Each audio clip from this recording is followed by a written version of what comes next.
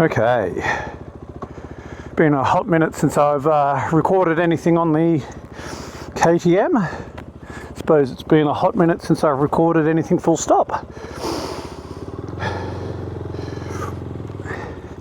The bike's screaming at me low fuel, but there's actually about 3 litres still in there.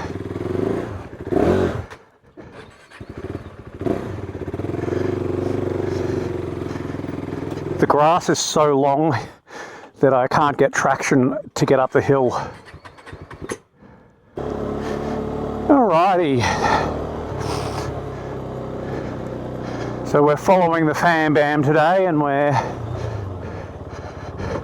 going to take the kidlet down to a bike park.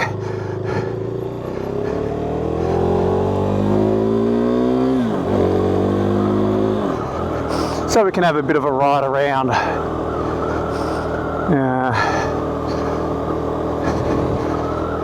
So I've got nothing really new to say, but I haven't uploaded anything in a while, and I thought I'll take the bike out just because I can. Also, it's I don't really ride this that often because it's not in my name. But you know, I've got to take it out every now and then to make sure that things don't sort of dry out and seize up. Which is, I actually prefer the CB125 over this. Even though this is a wonderfully fast bike, I find it uncomfortable to ride to the point of it being distracting. And it's not so much the seating position as it is the position of the rear brake in relation to the foot pedal. I find it really hard to fit my foot up there.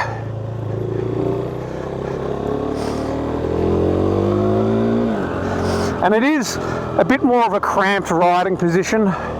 It tries to be a little bit more tucked up, you know, that bit more of a street bike feel than the Honda, certainly. But I find that I just don't prefer it.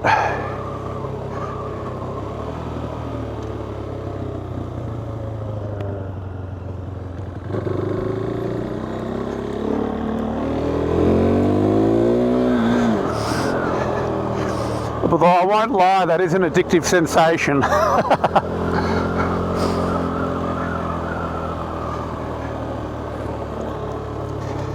It is a fun bike to ride, but certainly only in small doses, whereas I can spend all day on the Honda.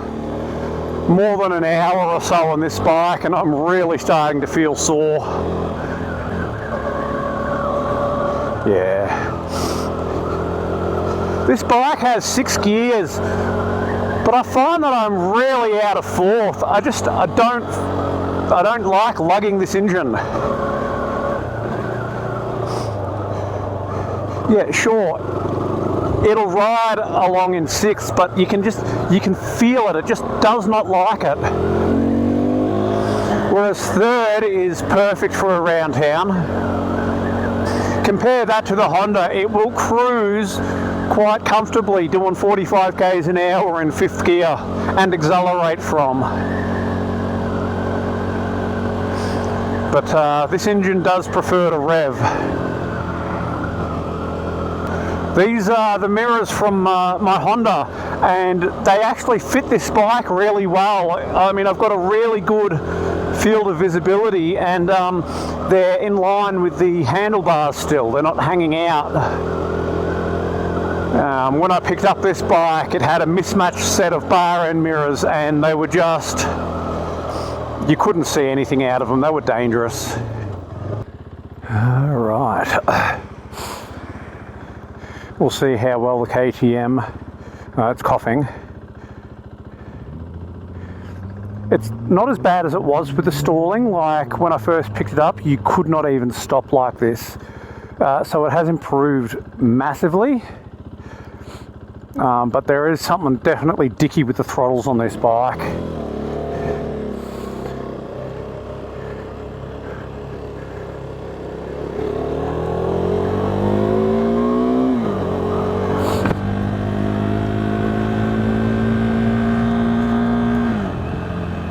I had hoped to have it roadworthy by now, but I decided to cut myself some slack for a couple of months. There was a couple of things that I wanted to spend money on that wasn't bike related. Because, you know, I only get so much that I can afford to put on the bike, and it just gets a bit exhausting when all you're doing month after month after month is buying bike bits, and you're not leaving yourself anything else.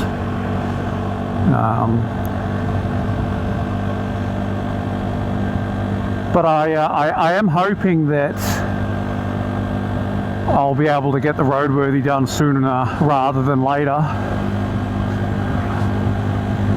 The only thing I'm really worried about is whether or not they'll say the tyres are too worn. As far as tread depth is concerned, they're not bad, but they are 8 years old, and you know, they might be a bit, they might say that they're cracked on the sides or some bullshit like that, which I hope isn't the case, because I don't really want to spend hundreds upon hundreds of dollars on tyres just yet when the tread depth isn't anywhere near worn.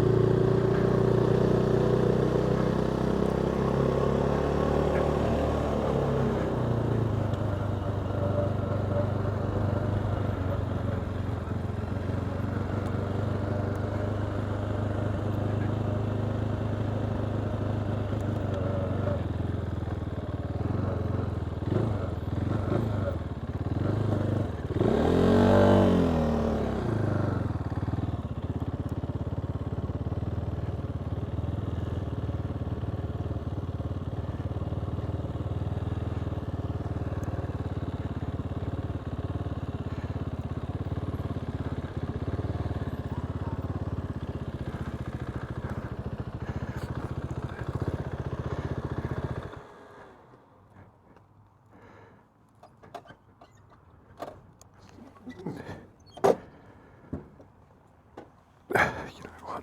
Ow!